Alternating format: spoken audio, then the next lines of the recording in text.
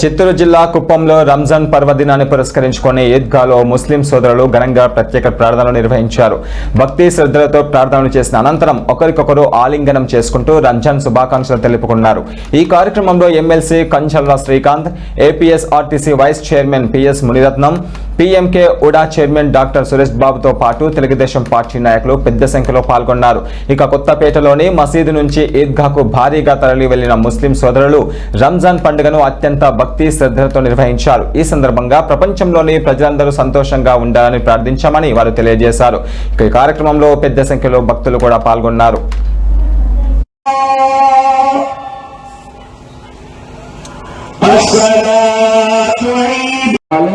ताकि अल्लाह की इबादत में आसानी हो। సందర్భంగా అందరికీ శుభాకాంక్షలు తెలియజేస్తున్నాం. గౌరవ ముఖ్యమంత్రి వర్యులు శ్రీ నారా చంద్రబాబు నాయుడు గారు ఆయన సందేశాన్ని మీకు తెలియజేయమని చెప్పడం జరిగింది.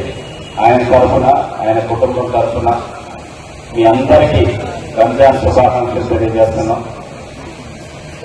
ఈరోజు కుప్పం నియోజకవర్గంలో జరుగుతున్న అభివృద్ధిలో భాగంగా ముస్లిం సోదరులకు కూడా ఎన్నో అవకాశాలు, ఎన్నో అభివృద్ధి కార్యక్రమాల ద్వారా లబ్ధి అనేది జరుగుతూ ఉంది.